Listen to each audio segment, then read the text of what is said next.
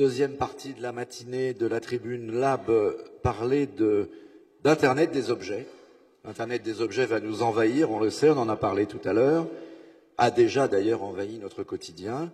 Donc on a intitulé cette table ronde voiture connectée, maison connectée, mais on aurait pu rajouter santé connectée, enfin etc. Tout ce qui va être connecté, vous l'êtes déjà. L'individu face à un monde de données. Pour débattre de ce sujet, je vais demander à Véronique Veil, qui est assise au premier rang, qui est directrice des opérations en charge de la transformation digitale chez AXA, de me rejoindre, à Mehdi Ouas, qui est président du groupe Talent, mettez-vous là, Véronique, qui est un groupe qui accompagne les entreprises dans leur transformation agile, mais également numérique. Asseyez-vous. Et on attend, mais il nous a prévenu qu'il aura quelques minutes de retard, la star Frédéric Mazzella, le patron et fondateur de Blablacar, qui nous fait l'amitié de venir, mais je ne sais pas s'il vient en covoiturage, mais peut-être il y a des embouteillages, je ne sais pas. Alors, Véronique Veil, donc je disais, vous êtes en charge de la transformation digitale chez AXA, qui est un des groupes d'assurance leaders mondiaux de l'assurance.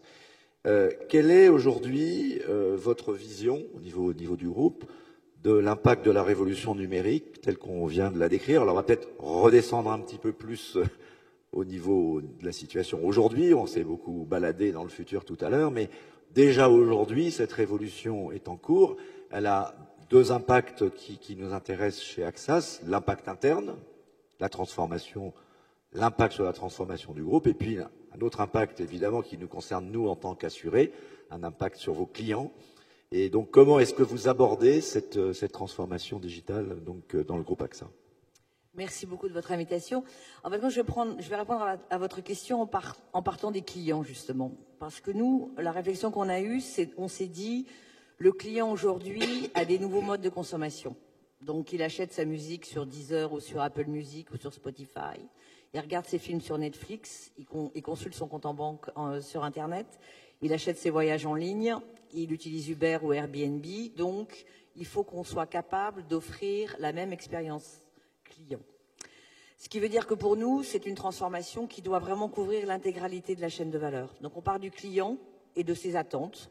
Et je suis sûre que vous avez, en tant que client, de nombreuses attentes auxquelles encore nous ne répondons pas totalement, mais nous sommes en chemin. Donc on part des attentes des clients et on dit quels sont les pôles de transformation que l'on doit impacter. Le premier, c'est la distribution. Et quelqu'un me posait la question sur est-ce qu'on arrive à faire cohabiter les deux mondes. Et je pense que c'est très très important justement de faire cohabiter les mondes. C'est-à-dire que le distributeur aujourd'hui, l'agent ou le broker, a besoin de monter en compétences en technologie digitale. Donc, on a fait des partenariats avec LinkedIn, on a fait des partenariats avec Facebook, avec IRC Social, et on accompagne le distributeur pour qu'il puisse utiliser ces outils digitaux.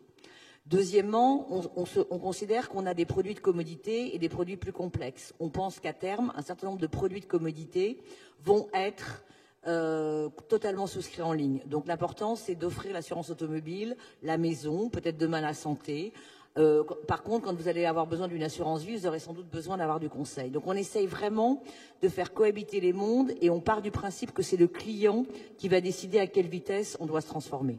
Donc les outils digitaux, le digital, c'est pas un but en soi, c'est un moyen. Donc le digital, ça veut dire par exemple en France, on a développé une application qui s'appelle MyAXA, sur laquelle on peut consulter les produits, on peut souscrire, on peut déclarer les sinistres. Et c'est très important que MyAXA, qui est mobile, soit dans la poche du client et qu'on augmente les interactions avec le client. Donc ça, c'est la distribution, l'interaction du client. Les produits, il faut qu'on arrive à effectivement rendre l'expérience client plus simple. Et puis, bien évidemment, ça nécessite un certain nombre d'investissements en technologie.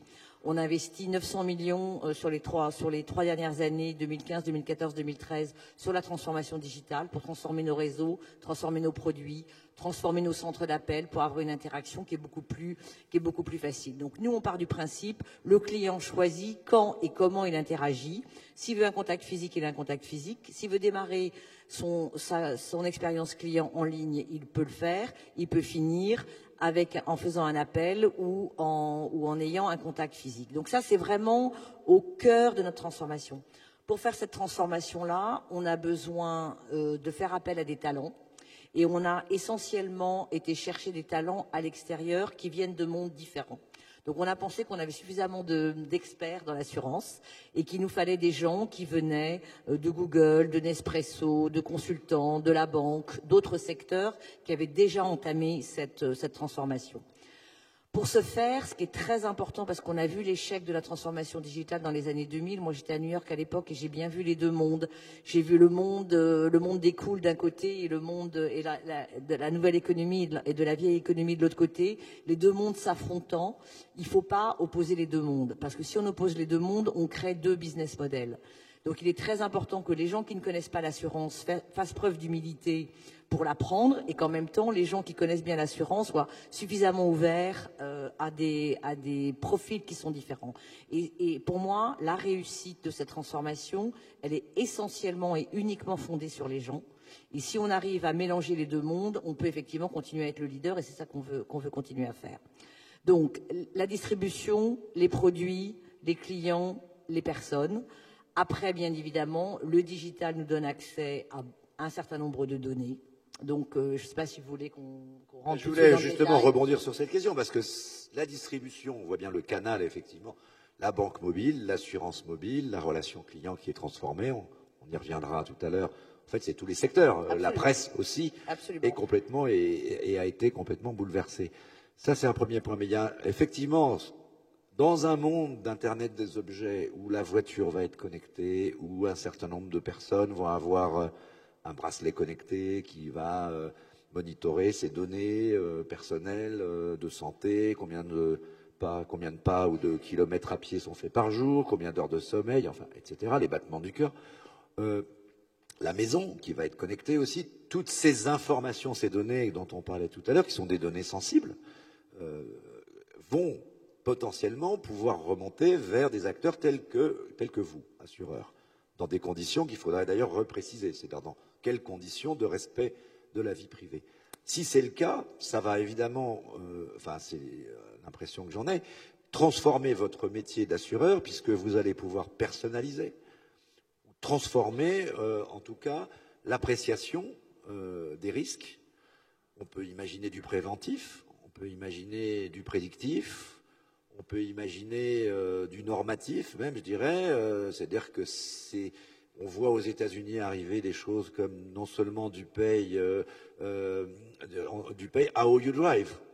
Donc celui qui aura une voiture connectée demain et qui le roulera comme un dingue avec sa Porsche, il fera courir plus de risques à l'ensemble de la société.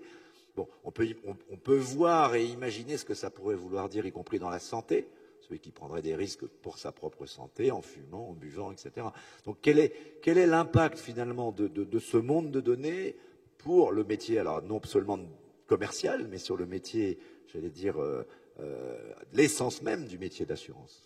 Alors, je pense qu'il faut segmenter les produits. On va démarrer par l'automobile, puisque l'automobile, c'est peut-être ce qu'il y a de plus simple.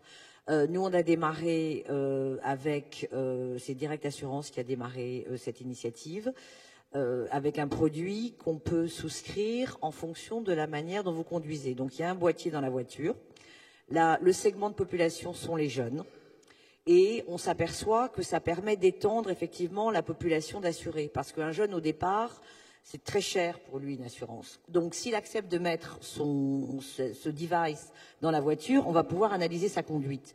Et tous les mois, on va pouvoir ajuster le coût de sa police d'assurance. Donc, par exemple, il peut avoir jusqu'à une réduction d'environ 50% du coût de la police. 600 € de réduction par an. Ça a deux choses. Un, à partir du moment où on le voit bien avec les bracelets pour savoir comment on marche, etc., à partir du moment où vous mettez un device dans la voiture, déjà, vous conduisez mieux. Donc, ça a déjà un effet immédiat de prévention.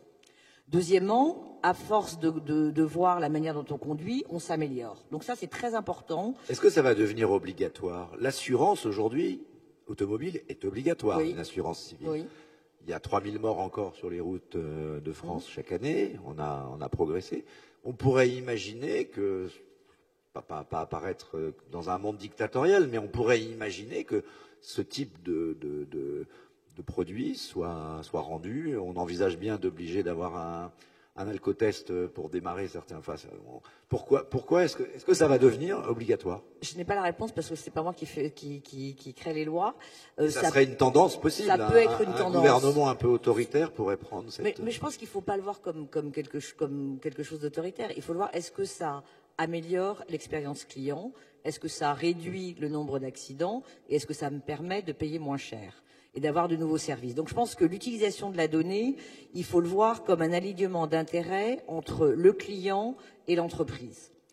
Chez AXA, l'objectif, c'est que si nous, on collecte des données de la part du client à travers cet outil qu'on met dans les voitures, le client aura donné son accord. Donc première chose, il y a une liberté aujourd'hui de mettre ou de ne pas mettre.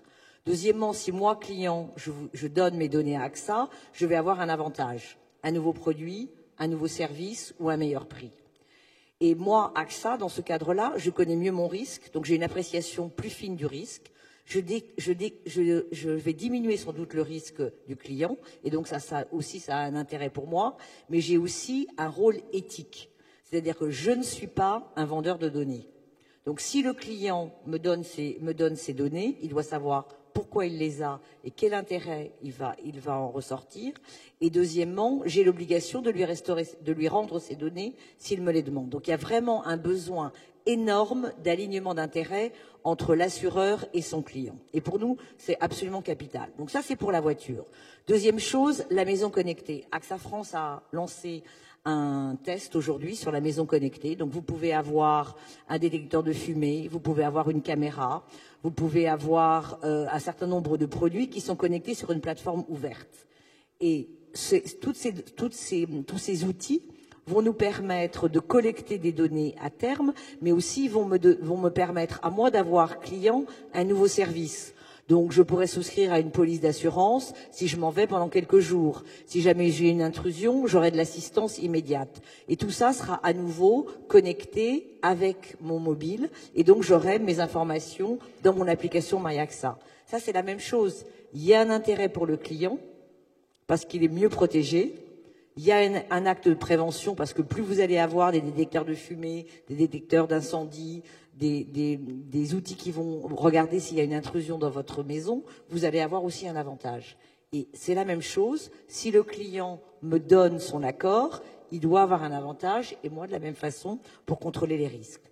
La troisième chose, c'est la santé. La santé, c'est très clair. Il y a la loi E20. Aujourd'hui, il y a une loi qui est très stricte et qui protège les assurés, qui ne permet pas d'ajuster le coût de votre police d'assurance si vous êtes plus ou moins malade. Je pense que dans le domaine de la santé, il y a un certain nombre de réflexions qui doivent être menées.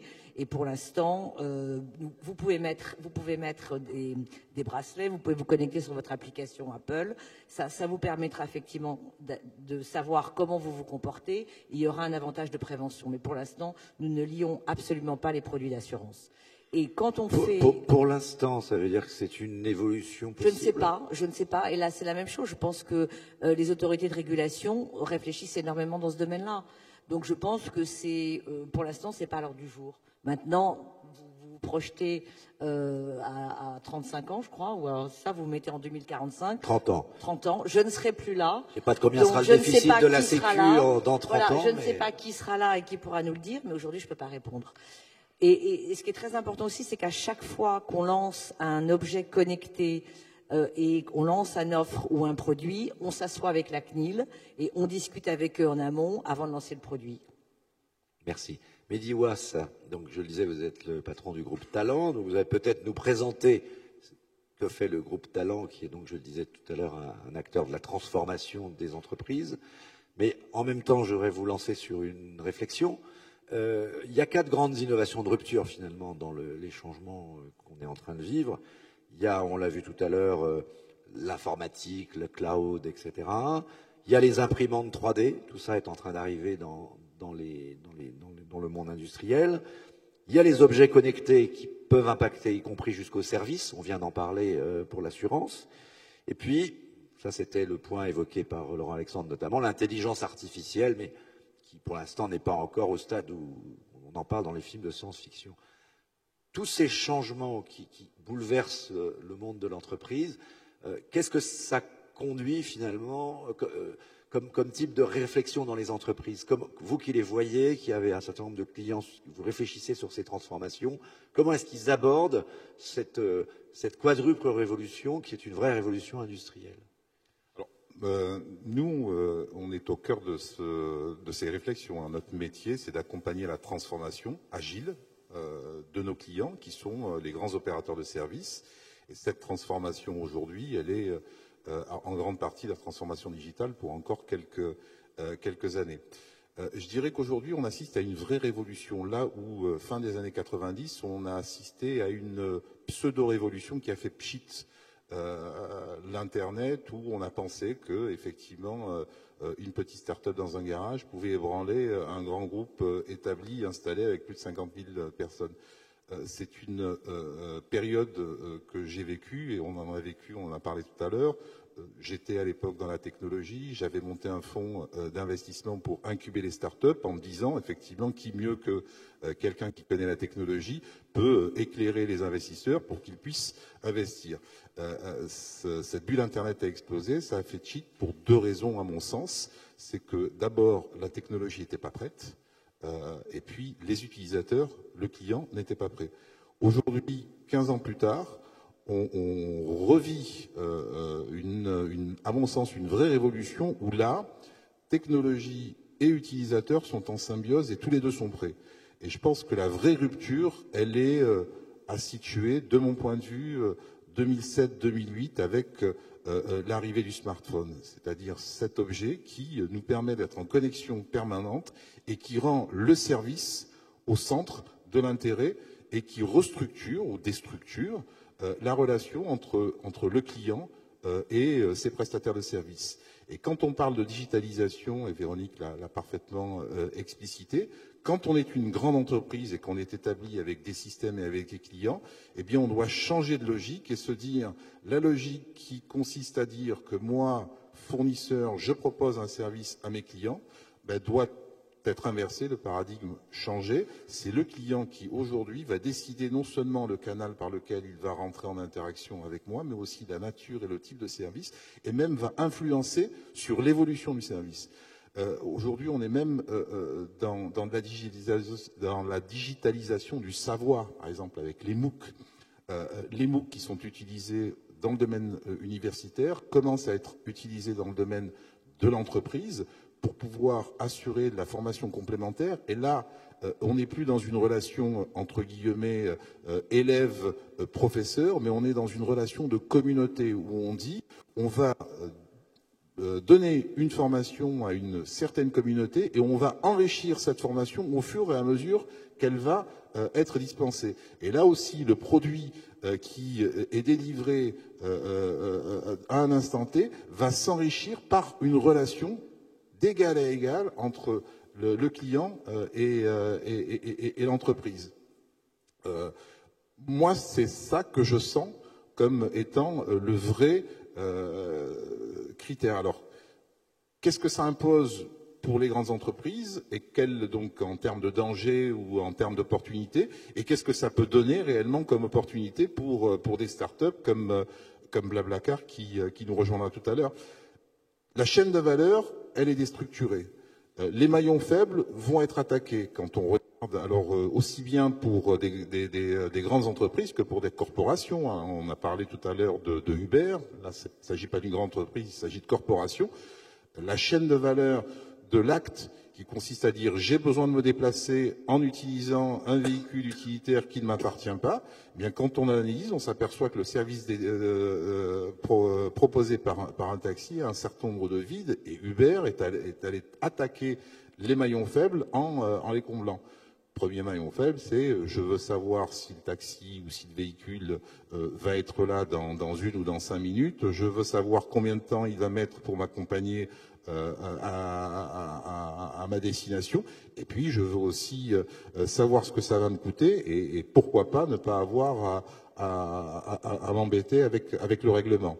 Et puis, au fur et à mesure que le service avance, je le bonifie puisque je vais pouvoir noter le chauffeur qui va aussi me noter. Et donc, Le service évolue dans le cadre de cette relation client-fournisseur qui est une relation d'égal à égal. Mehdi Ouaz, vous vous souvenez de cette phrase qui a fait un peu de buzz, je crois qu'elle date d'il y a un peu plus d'un an. Maurice Lévy a dit « Si nous n'y prenons pas garde, nous allons tous nous faire ubériser ».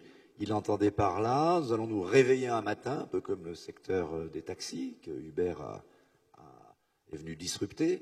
On va se réveiller un matin en s'apercevant qu'un nouvel acteur qu'on n'avait pas vu venir est venu capter la chaîne de valeur, nous a réussi à aspirer d'une certaine façon la relation client, parce qu'il apporterait quelque chose, un nouveau service, un service plus agile, un service moins cher, c'est souvent aussi l'argument, ou en tout cas un service meilleur que celui que moi je propose depuis des années. Et on n'a rien vu venir. Est-ce que vous rencontrez, vous qui voyez pas mal de secteurs, alors peut-être pas de donner les noms, mais encore des gens qui craignent de se faire ubériser et comment anticiper, comment voir venir le coup? Est-ce qu'aujourd'hui, on l'a déjà vu une fois, deux fois, trois fois, je dirais chat échaudé, craint l'eau froide, les gens sont quand même suffisamment prévenus que tous les secteurs sont concernés? C'est une prise de conscience qui est très récente. Si je me projette à 18 mois, très peu d'entreprises avaient fait ce pari et AXA est une de celles qui a emprunté cette voie. Et d'ailleurs, en prenant le bon chemin, c'est-à-dire en se disant, c'est pas en réfléchissant à l'intérieur de ma propre entreprise que je vais y arriver, mais c'est plutôt en créant un écosystème de gens qui sont différents que je vais progresser, apprendre de mes expériences.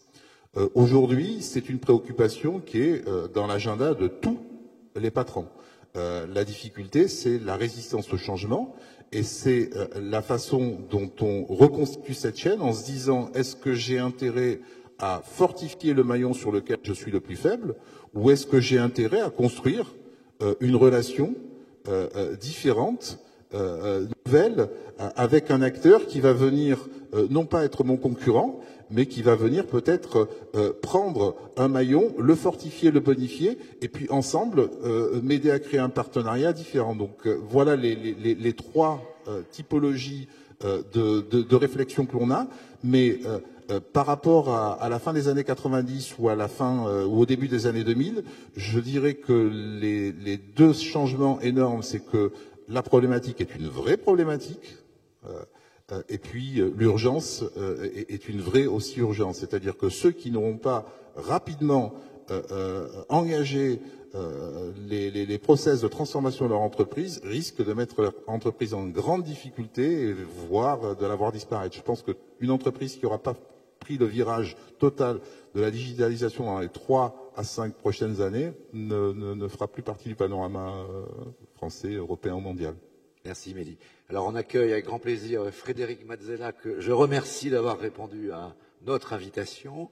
Je sais qu'il a une journée chargée aujourd'hui, mais pour les 30 ans de la tribune, ça valait la peine.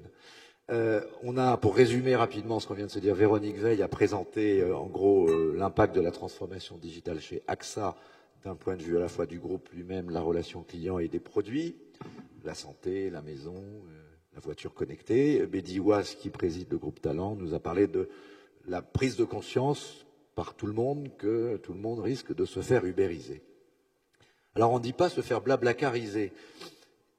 Est-ce que ça veut dire que par rapport à d'autres groupes, pour présenter quand même ce que vous faites vous, Blablacar, c'est une entreprise issue en tout cas de cette idée, de cette belle idée de l'économie du partage, qui se développe de façon spectaculaire. Je crois que c'est 80 millions de clients aujourd'hui dans le monde, la plateforme? Pas encore. Pas encore, mais bientôt. 80? Non, on est à 25. 25, pardon. 25 millions de clients, mais combien de pays? 20. 20 pays, voilà. Donc c'est un développement spectaculaire. Blablacar a évidemment, c'est un service qui tout le monde connaît, qui permet d'optimiser l'utilisation de la voiture. Et ce qui est intéressant, puisqu'on est là sur une table ronde sur l'usage des données, c'est comment est-ce qu'il va y avoir éventuellement un mariage entre le développement spectaculaire de cette nouvelle économie des usages et les données qu'elle produise. Et qu'est-ce qu'on va pouvoir faire éventuellement avec ces données? On en discutait il n'y a pas longtemps, on évoquait l'idée d'ubériser Bison Futé finalement, parce que les mieux placés pour savoir ce qui se passe sur les routes, c'est peut-être Blablacar. Oui, alors bon, je pense qu'on met beaucoup de choses derrière ce mot-là. Moi, je préfère parler de plateformisation et c'est quelque chose qui n'est pas du tout nouveau, ça fait 15 ans. C'est-à-dire, c'est la possibilité d'utiliser les technologies, les nouvelles technologies, donc la combinaison de 3 choses, la combinaison des bases de données, des moteurs de recherche et de la connectivité. Quand on couple ces 3 choses-là, on est capable de construire des nouveaux services très intelligents, très logiques, très optimisés et immédiats. Et donc, c'est pas nouveau, c'est dans tous les secteurs. C'est-à-dire que si on repart de ce qui a une certaine valeur pour l'individu dans sa vie, eh bien, on se rend compte qu'avant, c'était des choses qui étaient individualisées et gardées pour les personnes, et que maintenant, c'est partagé. Alors, ça va évidemment, ça a quand même commencé par les contenus. Donc, ça a donné tout ce qui est streaming, tout ce qui est partage de fichiers. Ça avait commencé avec Napster, ça a continué avec Spotify, Netflix, Google Drive, Dropbox. Bon, voilà, on partage nos contenus alors qu'avant, on ne les partageait pas. Et ça, c'est une vraie révolution. On n'achète plus de CD, on n'achète plus de DVD, tout est en streaming. Les bouquins, c'est un peu pareil avec tout ce qui est Kindle et compagnie. Donc voilà, ça c'est globaliser des choses qui nous appartenaient. Ensuite, on peut faire la même chose avec la connaissance. Voilà, ça Wikipédia et les MOOC, tout ce qui est Massive Open Online Classes, c'est aussi une plateformisation de quelque chose qui était personnel avant, qui est plutôt la connaissance ou l'éducation.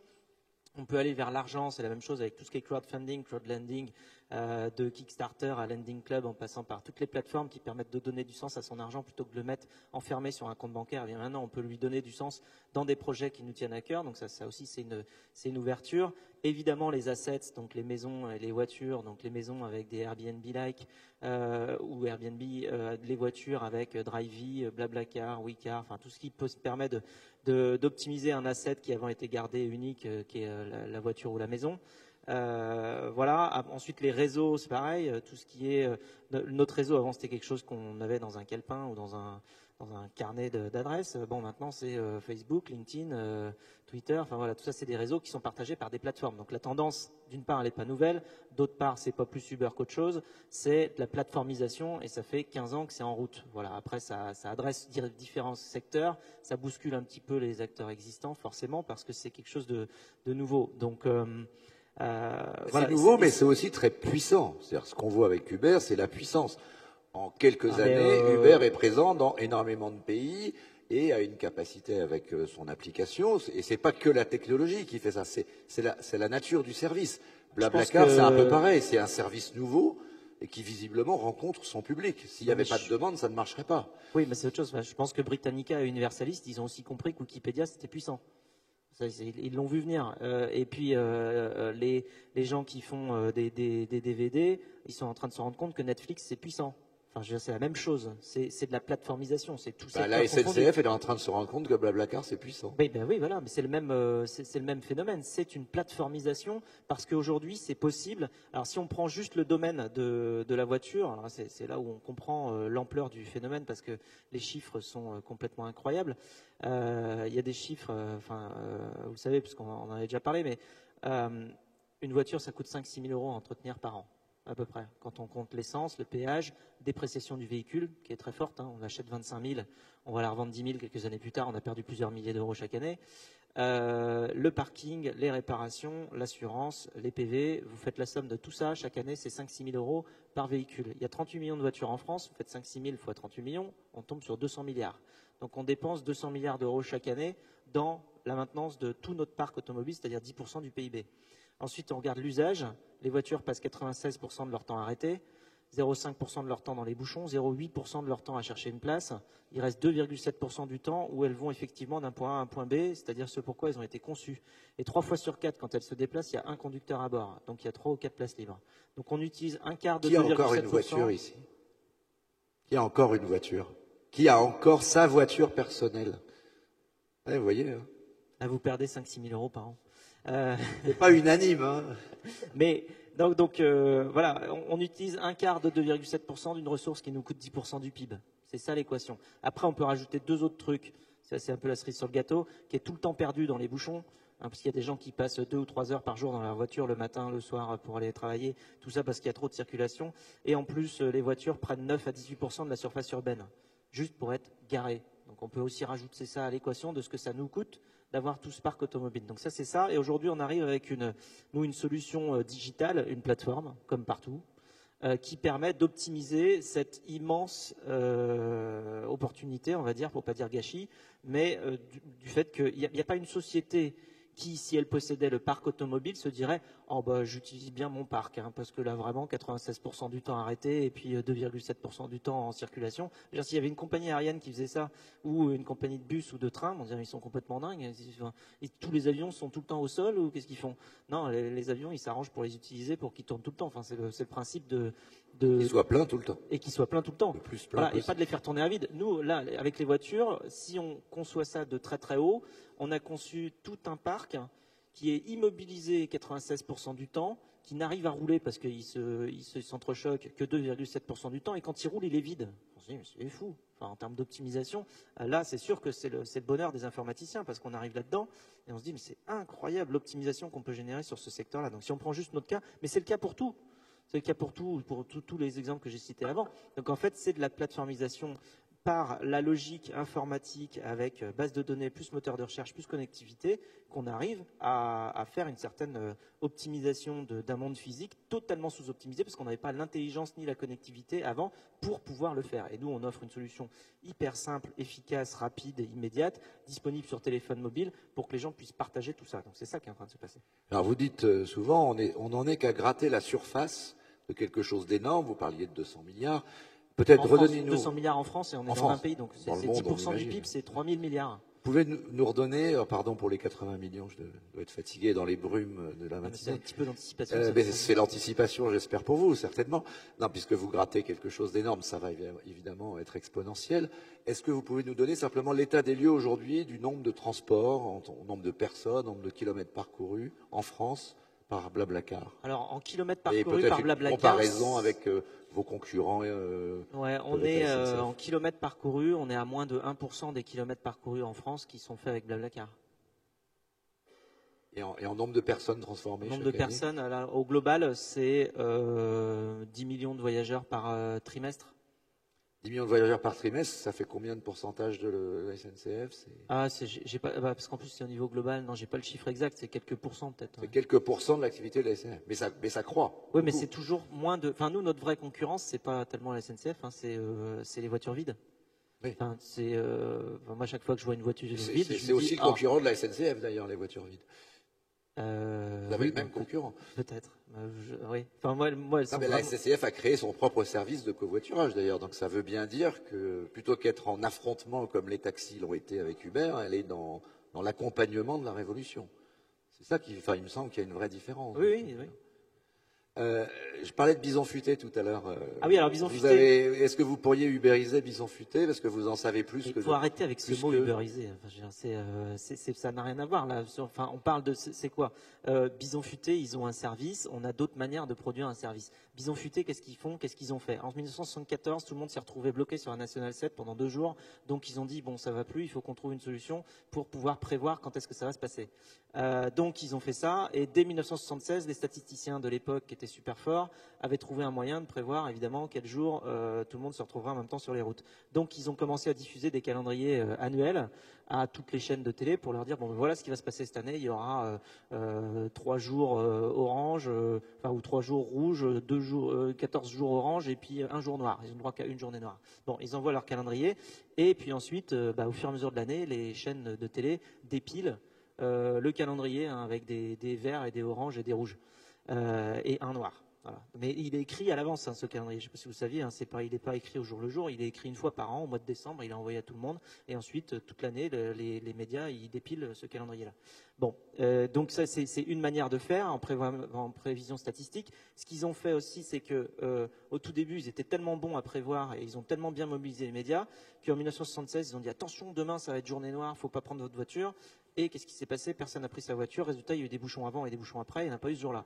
Donc, ils ont dit, bon, alors d'accord, on ne peut pas non plus être trop précis parce que sinon, on change le futur. Ça m'a rappelé un peu mes cours de mécanique quantique où, en fait, quand on regarde une grandeur, on la change. Rien que le fait de le regarder, le futur, c'est pareil. Hein. Si on regarde trop le futur, on le change. Donc, faire attention, on a le droit de le regarder, mais pas trop. C'est-à-dire que si on le regarde et qu'on le prévoit trop bien, on le prévoit de travers. Et donc ils se sont dit bon, on peut pas être trop précis, donc c'est pour ça qu'ils ont fait leur système de calendrier à peu près un an à l'avance. Ils ne cherchent pas à être tellement plus précis. Après, nous, qu'est-ce qui se passe? C'est que pour la première fois, effectivement, on a des données qui sont de l'ordre futur et déclaratif, c'est-à-dire que c'est pas prospectif sur la base d'analyses statistiques passées, c'est du déclaratif futur. Nous, on sait, on a plein de gens qui nous disent demain, je prends ma voiture à 18h30 pour faire Paris-Lyon. Et donc ça, c'est de la donnée, on sait que c'est du prédictif qui est donné par les gens. Donc c'est vrai que c'est des données que personne n'a.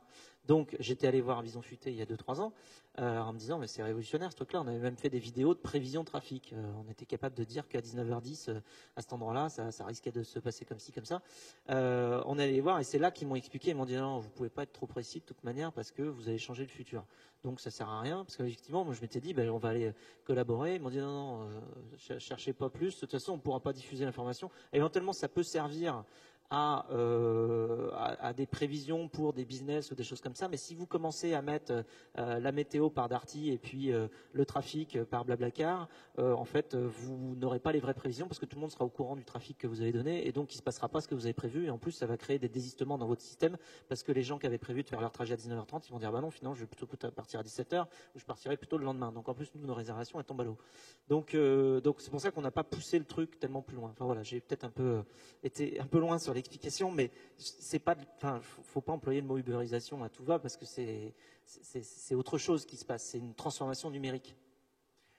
On croit que vous êtes d'abord une entreprise de technologie, en fait pas du tout. Vous êtes d'abord une entreprise qui vend de la confiance. La base de Blablacar, c'est j'ai confiance pour monter dans ta voiture, pour que tu m'emmènes à Lyon ou ailleurs, etc. Et vice versa. D'ailleurs, je suis d'accord pour te prendre dans ma voiture. En matière d'assurance, parce que je crois que Véronique Veil, AXA, et ça, on l'avait pas prévu au départ quand on a fait l'invitation, mais il se trouve que vous êtes ensemble.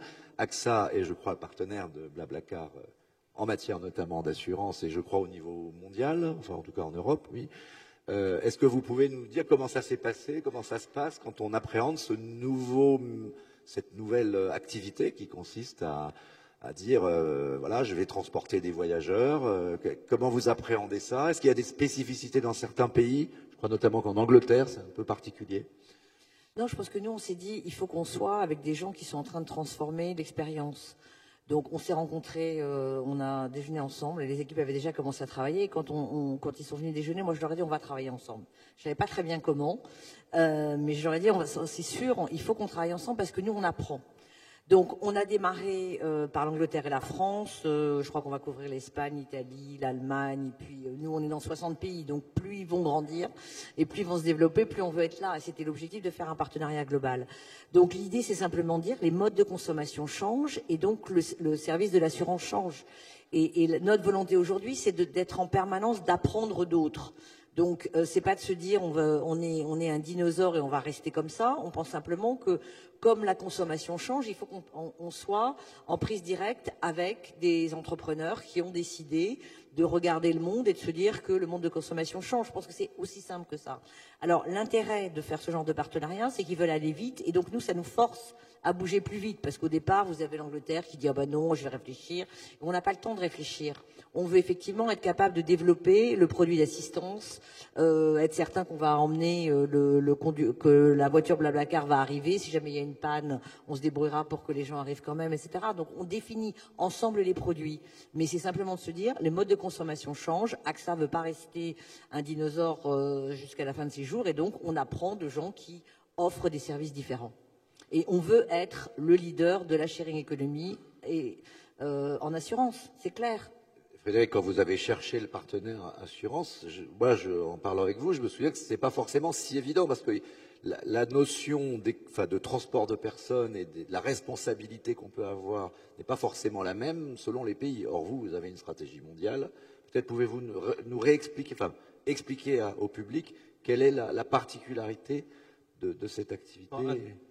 Déjà, au niveau assurance, dans la mesure où nous, on est en pur partage des frais et que les conducteurs ne sont pas du tout bénéficiaires, il n'y a aucun changement à la police d'assurance des conducteurs. C'est-à-dire que tous les passagers sont couverts comme s'ils étaient en voiture avec des amis ou de la famille. Donc il n'y a aucun changement d'assurance par rapport à cette activité. Transporter des inconnus ne pose aucun problème. C'est comme transporter des gens de sa famille ou des amis. Si vous allez au ski et que vous demandez à vos amis de vous donner 20 € parce que ça coûte, pour l'essence ou pour le péage, ça ne change rien à votre police d'assurance, et heureusement. Par contre, si vous leur demandez 150 ou 200 € et que vous êtes bénéficiaire, là vous entrez dans une catégorie différente où vous êtes transporteur de personnes. Et quand on est transporteur de personnes, du coup, c'est régulé et il y a des assurances qui vont avec parce que c'est pas la même activité, ça devient votre activité professionnelle. C'est plus une assurance de particulier. Donc, en fait, c'est là où ça fait toute la différence. C'est aussi une des raisons très fortes pour lesquelles le covoiturage a pu se développer de manière aussi exponentielle, parce qu'il n'y a aucune problématique d'assurance dans aucun des pays dans lesquels on est sur le service de base, puisque je répète, on est en partage des frais. Nous, on est à peu près à 6 ou 7 centimes du kilomètre en partage des frais pour les passagers. Vous voyez que ça n'a rien à voir avec une tarification de type taxi entre 1 et 3 €, c'est-à-dire et du kilomètre, c'est-à-dire qu'on est 20 à 50 fois moins cher que n'importe quel taxi, tout simplement parce qu'on est en partage des frais, des coûts, et on n'est pas en revenu. C'est pour ça qu'on n'a pas de conducteur professionnel, on n'a pas de chauffeur, on n'a que des gens comme vous et moi qui partagent des places libres. Donc c'est vraiment communautaire, partage des frais, et donc l'assurance n'a pas de problématique. Ensuite, la raison pour laquelle on a été chercher un partenariat avec une assurance, c'est principalement au tout départ pour le UK. Donc en Angleterre, où les problématiques assurantielles sont différentes. L'Angleterre est un pays assez particulier. Enfin, je pense que Véronique pourrait nous parler beaucoup plus de ça, mais sur l'assurance, parce qu'ils ont beaucoup plus de churn, en fait, ils ont beaucoup plus de gens qui renouvellent les assurances. C'est aussi lié au fait qu'ils ont interdit aux assurances de faire des renouvellements automatiques sur leur police d'assurance. Et donc, du coup, chaque année, les assurances sont remises en compétition les unes avec les autres pour récupérer les clients des uns et des autres.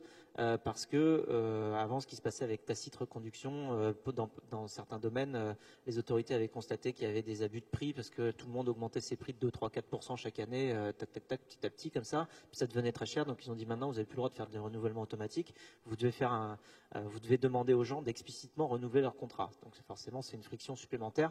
Résultat, tout le monde se bat pour récupérer les clients, et résultat, le paysage des assurances, je fais un peu une digression, mais le paysage des assurances en Angleterre est différent d'ailleurs. Pourquoi ? Parce que les pauvres Anglais, ils payent dans leur police d'assurance, ils payent énormément de frais marketing que les assurances sont obligées de payer pour aller récupérer des nouveaux clients. Bilan, ils payent plus cher que tout le monde. Les assurances automobiles en Angleterre sont beaucoup plus chères que les assurances automobiles dans... Vous y voyez une limite du libéralisme Oui, c'est une limite, parce que du coup, les assurances sont obligées de faire énormément de pubs, et au final, qui c'est qui paye ? C'est toujours le même, c'est le client. Donc en fait, c'est bon pour les journaux, en fait. Leur police d'assurance, ils payent une bonne partie en frais marketing au lieu de payer en service d'assurance pure.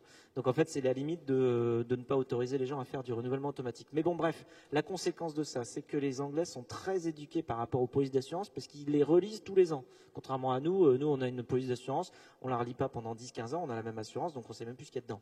Sauf quand on a un accident, où là, on voit effectivement les petites lignes. Bon. Mais les Anglais, eux, ils connaissent tout, puisqu'ils relisent tout chaque année, puis ils recomparent toutes les assurances, tout ça. Et il y a une clause dans les trucs d'assurance anglais qui parle de hire and reward. Hire and reward, c'est par exemple si justement vous êtes un chauffeur professionnel et que vous gagnez de l'argent en transportant des gens, à ce moment-là, votre police d'assurance est void, c'est-à-dire elle ne marche plus. Donc ils savent tous ça, les Anglais. Ils savent que dans leur clause d'assurance, il y a un truc qui s'appelle hire and reward. Et donc quand on arrive et qu'on leur dit vous pouvez faire du covoiturage, ils font ah non. Ah non, parce que si je touche 1 €, ma police d'assurance, elle est void. On leur dit non, c'est pas le cas, parce que nous, c'est du partage des frais, t'es pas en train de faire du bénéfice. Alors, on a même l'ABI, l'Association of British Insurers, qui a affiché sur son site, Blablacar, c'est OK, il n'y a aucun problème, ça change rien, votre assurance, elle ne sera pas void, parce que vous êtes en partage des frais, vous n'êtes pas un chauffeur professionnel qui en fait une profession et qui transporte les gens pour gagner de l'argent. Donc, il n'y a aucun problème. On avait beau avoir ça, on avait beau expliquer aux Anglais, ils ne nous croyaient pas. Donc, on s'est dit, on va faire autrement. On va prendre un assureur, un gros assureur, on va marquer à côté, puis on va dire « You are insured ». Enfin, on va essayer, quoi. Je sais pas comment vous le dire, il n'y avait pas de problème. Mais donc, du coup, on s'est dit, on va utiliser la crédibilité d'une grande assurance pour pouvoir justement aller mettre en avant le message que vous êtes assuré de toute manière auprès des Anglais. Parce qu'en fait, ils sont déjà assurés. Mais du coup, ils sont déjà assurés, plus on leur dit t'es déjà assuré, et voilà la preuve avec AXA, ils sont encore plus confiants. Et du coup, ce qu'on a fait pour justifier évidemment toute toute l'opération aussi, c'est d'ajouter une couverture supplémentaire. Parce qu'on ne peut pas juste dire vous êtes déjà assuré par votre assurance normale, mais on vous met quand même un logo AXA. Donc si on met le logo AXA, c'est qu'il y a un service supplémentaire. Donc ce qu'on a rajouté, c'est, alors sur l'Angleterre, c'est exactement ça, c'est-à-dire breakdown cover, c'est-à-dire si par exemple il y a un pneu crevé sur la route, eh bien il y a un service d'assistance qui est offert par AXA et qui fait que tout le monde va quand même à destination. Enfin voilà, ce genre de service-là additionnel en disant vous êtes déjà couvert, mais en plus vous êtes over couvert, parce que même si vous n'êtes pas couvert, AXA viendra vous couvrir. Jusqu'où peut aller le blabla? Quelles sont les perspectives? Non, mais on disait tout à l'heure avec Laurent Alexandre et Thierry Breton, c'est l'économie des plateformes, effectivement, qui est en train de révolutionner le monde. Dans l'économie des plateformes, on s'est fait atomiser par les Américains qui, et je me souviens d'avoir discuté avec vous, nuitamment, il y a quelques semaines, c'est vrai que vous êtes la seule grande plateforme française, on est en train de le devenir, mais on est encore un nain. Qu'est-ce qu'on fait? Et alors je me souviens, vous me disiez, mais qu'est-ce que je fais avec ça? Alors qu'est-ce que vous pouvez faire avec ça? Une grande plateforme qui au départ est une plateforme de relations de confiance pour des conducteurs. Est-ce que ça peut, jusqu'où ça peut aller? Vous venez de passer un accord, j'ai vu, mais plutôt marketing avec Boursorama. Est-ce que vous pourriez lancer avec Jean-Christophe Tortora le Blabla News? Quelles sont les prochaines étapes possibles? Ou alors est-ce que vous restez d'abord concentré dans cette activité-là? Alors, je pense que c'est très important de rester concentré parce qu'il y a une bonne manière de se planter, c'est de lâcher les mains du volant, quoi. Donc, ça, c'est sûr, surtout quand on fait du covoiturage. Voilà. Donc, on est très, très concentré sur notre métier et sur notre croissance parce que réussir une chose à l'échelle globale, c'est déjà ultra, ultra compliqué et ça nous prend toute notre énergie. Alors, imaginez en réussir 2 ou 3 en même temps qu'une internationalisation. Alors, pour reprendre une image attachée à la voiture, voilà, la croissance, c'est un peu l'accélération. La diversification, c'est un peu tourner le volant. Faire les deux en même temps, c'est dangereux. Voilà. Donc, nous, on accélère. On fait déjà quelque chose qui est suffisamment rare à réussir, qui est une internationalisation d'un produit et d'être le catégorie leader mondial sur notre métier. Pour ce qui est diversification, on peut faire plein de choses. Et là, on peut rêver à 50 milliards de trucs, que ce soit de l'expédition de colis, de la location de voitures entre particuliers, même du logement chez habitants. On pourrait lancer Blabla House. Enfin, je veux dire, on peut faire tout ce qu'on veut, mais c'est juste pas le moment, quoi. Parce qu'il y a des world leaders qui font ça, qui eux sont concentrés sur leur truc, qui lèvent en passant des milliards et pas des centaines de millions. Je ne sais pas si vous avez vu la levée il y a 2 jours de 1,5 milliard de Airbnb encore. Enfin voilà, ils n'arrêtent pas. C'est des gens qui savent très bien se financer, qui sont très professionnels, qui sont très concentrés, qui savent faire un world-class product pour toute la planète. Et c'est vrai que les Américains, ça fait 15-20 ans qu'ils construisent des plateformes comme ça. Et nous, on est en train de se dire, mais disons, c'est pas mal ces services-là. Parce que là, dans tous les services que j'ai cités tout à l'heure, effectivement, 80% des plateformes sont américaines. Que ce soit des LinkedIn, des Airbnb, des Kickstarter. Alors vous avez Facebook, vous aussi fait de Twitter, belles levées de fonds, dont la dernière est quand même assez importante. Elle n'est pas du niveau de celle d'Airbnb, mais franchissez les marches les unes après les autres et c'est lié au potentiel. Un des potentiels énormes probablement de votre activité, c'est la Smart City. On voit bien aussi que il y a une optimisation de l'usage de cet actif idiot qu'est la voiture, en tout cas idiot quand elle est utilisée seule. Là, il y a peut-être un marché gigantesque qui s'ouvre à vous. Sûrement, mais pour l'instant, on fait notre croissance internationale sur le covoiturage longue distance. Voilà, je sais que ça paraît boring, mais ça nous occupe tous les jours. C'est déjà bien. Alors, Mehdi Ouaz, vous vouliez réagir à ce qui a été dit et peut-être essayer d'étendre ça aussi au monde des startups, parce qu'on parle beaucoup de coopération entre les startups et les grands groupes. Oui, je voulais réagir sur deux petits points. Le premier, c'est quand vous avez dit à Frédéric que son entreprise n'était pas une entreprise technologique. Oui et non. Elle repose principalement sur une brique technologique importante. Par contre, ce qu'on observe par rapport à ce que je disais tout à l'heure de la fin des années 90, début des années 2000, c'est que la technologie aujourd'hui est prête et qu'on peut effectivement, en s'appuyant, en se reposant dessus, penser exclusivement service. Et c'est dans ce sens-là que Blablacar est né. Cette technologie, elle consiste en quoi? C'est que la collecte, le stockage, le traitement, l'analyse des données est un sujet qui est maîtrisé et qui va de plus en plus. C'est là qu'on a fait un vrai saut quantique. Le vrai sujet maintenant, c'est d'être en capacité d'identifier les vrais services à valeur ajoutée qui vont séduire les utilisateurs. Et là aussi, je rejoins un petit peu ce que disait Frédéric, il y a deux typologies de services. Il y a les services entre guillemets ubérisés, même si la terminologie ne plaît pas, c'est-à-dire j'attaque une chaîne de valeur existante et je viens fortifier un maillon faible en proposant un service alternatif, ou alors, effectivement, je reconstruis une chaîne de valeur sur une richesse qui est désertée et qui ne demande qu'à être captée. Et je crois que c'est ça qui va faire que on va pouvoir assister à beaucoup d'évolutions de changements. Dans notre cas de figure, nous, au niveau de talent, on a un regard assez important sur l'Afrique, et ce continent est assez intéressant parce qu'il vit cette rupture technologique, mais il n'a pas la contrainte des legacy systems que l'on peut avoir en Europe ou en Amérique. Et donc c'est assez intéressant parce que on peut tout prévoir, on peut tout penser, on peut tout faire. Alors il y a des services qui sont pas forcément des services très numériques, mais le m-banking qu'on a mis énormément de temps à développer en France, alors que la problématique n'est pas technique, il a fait sens et il a été mis à disposition très rapidement en Afrique. On a un problème aussi par rapport aux États-Unis ou par rapport à cette capacité à être un aimant ou un accueil de start-up, c'est le législateur. C'est-à-dire, je crois que Laurent Alexandre en a parlé dans le débat précédent.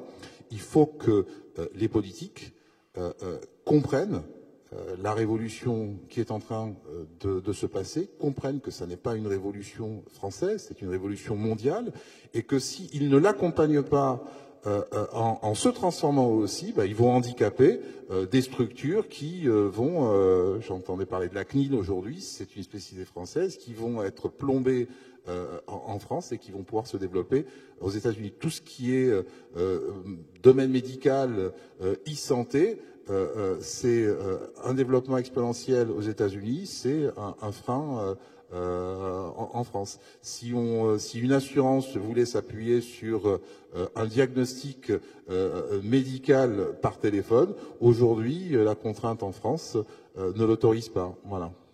Véronique Veil, sur ces questions. Oui, je voulais revenir sur les startups, parce que je pense que c'est très important. Ce qu'on a essayé de faire, et on en a parlé au début de cette séance, on a dit il faut mélanger les deux mondes. Donc nous, ce qu'on a essayé de faire, c'est qu'on a mis deux labs, un en Californie et un à Shanghai, où on a 2 ou 3 personnes qui sont en permanence connectées sur ce qui se passe. Les startups ou les sociétés déjà très établies dans ce monde-là. Ça, c'est la première chose. Pour le traitement de la donnée, on a créé un Data Innovation Lab qui est à Suresnes. On va ouvrir le même à Singapour, entre environ une centaine de personnes. Là, c'est pareil, c'est toujours pour essayer d'avoir les meilleurs data scientists qui vont travailler la donnée. On a créé un fonds qui s'appelle AXA Strategic Ventures où on investit dans des startups. Donc pour l'instant, c'est surtout du seed money. On a fait à peu près 2 millions d'investissements sur plusieurs entreprises pour aider effectivement les startups à démarrer. Ce qui est important, et c'est la même chose que d'être le leader de l'assurance dans la sharing economy, on continue à apprendre.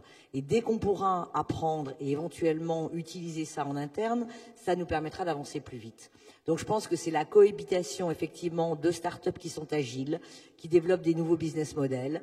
C'est le sentiment que même si AXA est une grande entreprise, on peut apprendre de gens qui sont plus nouveaux sur certains marchés. Et donc il y a effectivement un partage d'informations et puis on investit, ça leur permet de grandir et éventuellement on les utilise ou on les utilise pas. Et ça, je pense que le rôle des grandes entreprises aujourd'hui, c'est d'effectivement d'aider le développement des startups. Aux États-Unis, l'argent est plus facile à trouver et puis le concept est beaucoup plus établi, mais aussi on veut faire la même chose en France. Et je pense que c'est vraiment la manière dont on se transforme de l'intérieur. C'est en étant en permanence connecté sur ce qui se passe et sur la façon dont les gens développent des nouveaux business models. Merci. Frédéric, un débat, mais qui rejoint celle des données, c'est celui de la fiscalité de l'économie du partage. Il y a actuellement un débat. Est-ce qu'il faut mettre une franchise, mais il paraît que ce serait inconstitutionnel, une rupture d'égalité devant l'impôt, une franchise de 5 000 € en deçà duquel les activités de partage, ou en tout cas collaboratives, seraient exonérées, et au-dessus, elles seraient taxées. D'autres évoquent, peut-être plus sérieusement, d'appliquer à ça une sorte de prélèvement libératoire comme Airbnb, quelque part, est en train de prélever pour le compte de la ville de Paris la taxe de séjour.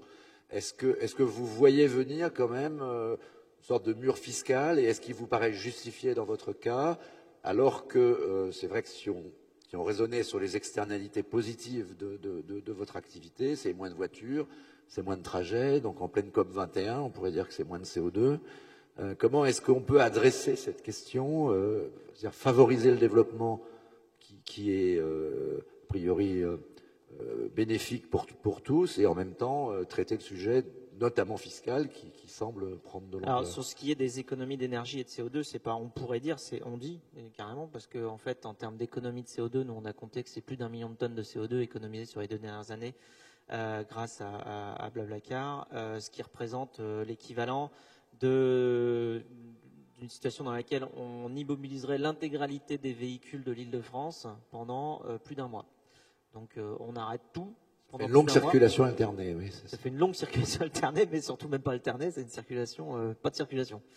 Donc voilà, rien que sur les 2 dernières années. Et en termes d'économie d'énergie, on a compté que sur les 2 dernières années, on a économisé l'équivalent de l'énergie qu'il faudrait pour éclairer la ville de Los Angeles pendant une année complète. Donc voilà, c'est des vraies économies d'énergie et de CO2. Donc ça, c'est sûr que ça va de toute manière dans le bon sens. Pourquoi? Parce qu'on s'adresse toujours à la même chose, on en parlait tout à l'heure. Les voitures sont absolument sous-utilisées ou mal utilisées, tout le parc.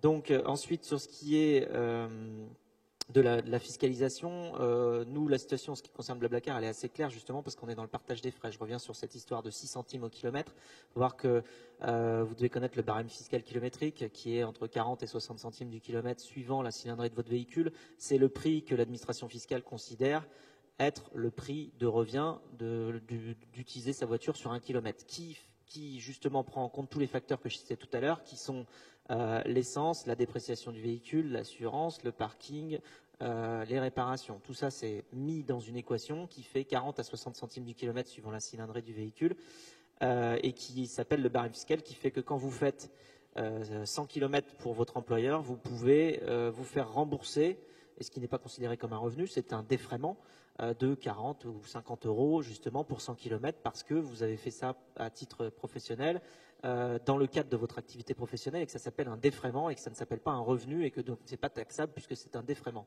Donc on est à 40 ou 50 centimes du kilomètre, sachant que nous, les passagers, quand ils participent aux frais, c'est à hauteur de 6 centimes du kilomètre. Donc 6 centimes du kilomètre, même quand vous prenez 3 passagers, vous êtes à 18 centimes, vous êtes encore 2 à 3 fois en dessous du barème fiscal. Donc vous n'êtes absolument pas dans une situation où vous pouvez être bénéficiaire, puisque au regard justement du barème fiscal, c'est eux qui l'ont fait, eh bien on n'est pas au-dessus de la limite, donc on ne peut pas être considéré bénéficiaire. Donc si on décide qu'on taxe les partages de frais entre particuliers, ça veut dire qu'on est sur une activité déficitaire. À ce moment-là, on va créer du crédit d'impôt. Moi je dis oui. À ce moment-là, allons-y. Donc du coup, on va subventionner l'activité, parce qu'on va dire. Puis alors après, on peut aller plus loin, c'est-à-dire que non seulement on va générer du crédit d'impôt parce que ces pauvres gens qui font du covoiturage, de toute manière, ils perdent de l'argent parce que faire parion avec leur voiture, ça leur coûte plus cher que ce qu'ils récupèrent. Mais en plus, du coup, si on considère qu'il faut les taxer, à ce moment-là, on considère que ça veut dire que leur voiture est presque un outil professionnel. À ce moment-là, les 20% de TVA qu'ils payent à l'achat de leur véhicule n'ont pas de sens, puisque du coup, ça devient leur activité professionnelle. Donc, il faudrait leur rendre les 20% de TVA qu'ils ont payés sur leur véhicule. Certaines villes envisagent, et je crois que même Amsterdam, je me demande si on l'a pas fait, de taxer les gens qui roulent seuls dans leur voiture dans les centres-villes. Donc là, ça serait un système inverse, c'est-à-dire qu'on récompenserait ceux qui roulent à plusieurs. Non, moi, je propose de ne pas taper sur les gens qui font bien. Je ne propose pas d'aller taper sur les gens qui font pas bien. Récompenser ceux qui font bien.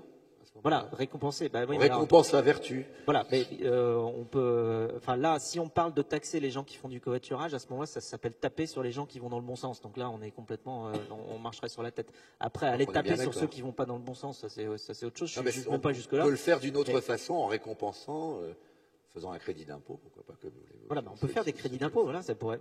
À ce moment-là, faisons-le. Je suis pour.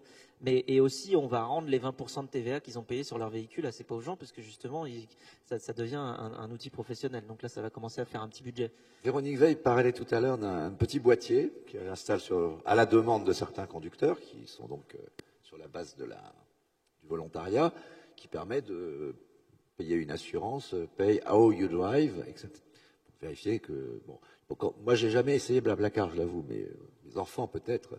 C'est vrai que je me dis, si je faisais ça, j'aurais envie de savoir si le conducteur c'est un fou du volant ou si c'est un type qui a un track record, voilà, il est pépère, il est tranquille, je suis sûr d'arriver. Est-ce que ce type de produit, enfin, d'évolution pourrait être ou alors ça serait refusé et ça serait un frein là aussi. C'est une réponse technique, mais la vraie réponse et la vraie préoccupation que vous avez, c'est pas tellement est-ce que, enfin, je veux dire, une conduite potentiellement dangereuse, ça se voit pas forcément avec un capteur. C'est-à-dire que si le conducteur n'a pas vu quelqu'un arriver demain avec tous les capteurs qui arrivent, il faut aller plus loin que des capteurs de vélocité parce que quelqu'un qui peut être dangereux sur la route peut très bien respecter l'intégralité des limitations de vitesse. Ça se voit pas du tout sur le capteur, sauf qu'il fait une queue de poisson au mec de derrière ou des choses comme ça. Et ça, le capteur sera incapable de le voir. Par contre, des humains vont le voir. Donc nous, on a pris l'approche communautaire justement pour avoir le degré de qualité de conduite des gens. C'est-à-dire que quand vous faites un covoiturage, à la fin, les gens se laissent des avis, ça va dans les deux sens. La note, il y a une note de conduite. Vous dites si la conduite était agréable, pas agréable ou à éviter.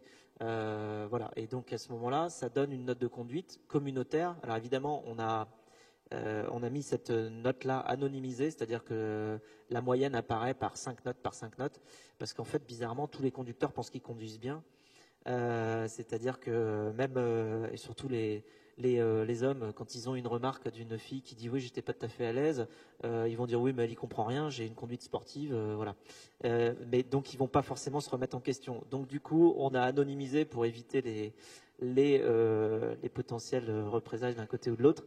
Et du coup, on a une note de conduite sur tous les profils de Blablacar qui est liée à l'appréciation de confort et d'agréable des passagers, qui est en fait plus proche de ce que les gens recherchent que de savoir s'ils respectent ou non les limitations de vitesse.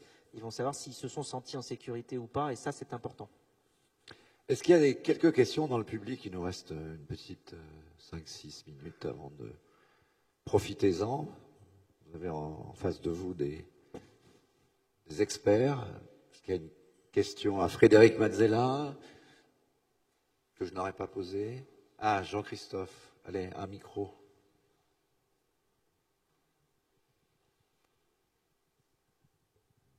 Bien, bonjour. Bonjour Frédéric. Vous disiez l'accélération sur la mondialisation. Aujourd'hui, est-ce que vous rencontrez des pays qui sont, on va dire, plus protectionnistes par rapport aux réglementations à votre arrivée sur le marché? Oui et non. Des pays non. Parfois, il peut y avoir un lobby qui se bouge. Par exemple, sur l'Espagne, on a le lobby des bus qui a essayé de dire qu'on était concurrents, mais en fait, bon, ils sont arrivés avec des. Bon, déjà, il n'y a pas de fondement légal pour une telle claim. Et en plus, ils sont arrivés avec des données qui étaient complètement fausses et on a prouvé. Parce qu'en gros, ils ont une perte, eux, de 20% de trafic. Ils disaient que c'était de notre faute, sauf que en calculant tout ce qu'on a pu, nous, on aurait pu au plus leur prendre 0,5% de ce qu'ils avaient. Donc forcément, les 20% de perte, c'est pas nous, quoi. Mais donc voilà, c'est ce genre de choses-là. Mais ils essayent, en fait, des business qui sont parfois en perte de vitesse peuvent se chercher un coupable, quoi. Et donc voilà. Mais c'est à peu près le seul cas. Alors je rebondis parce que tout à l'heure Laurent Alexandre, qui est intervenu avant vous, disait que avoir interdit Uber Pop, c'était un acte à la fois raciste et discriminatoire par rapport à permettre un ascenseur social, notamment dans les jeunes issus des banlieues. Vous, quel est votre point de vue sur ce sujet? Je n'irais pas employer des mots comme ça. Je pense que je pense que de toute manière, ce genre d'évolution et ce service-là doit exister dans le futur. Ça va exister. C'est peut-être venu un peu trop vite, un peu trop tôt, et justement, la régulation n'était pas encore prête. Mais de toute manière, c'est l'évolution. Je pense que pour moi, l'interdire là, c'est un peu comme mettre un château de sable quand la marée monte, quoi. Enfin, ça tient un moment, mais enfin, il y a un moment, ça tient plus, quoi. Enfin, c'est essayer d'empêcher le progrès, justement, d'utiliser les nouveaux outils pour faire tout un tas de choses. Voilà, c'est du protectionnisme. Véronique Veil, vous prenez le micro.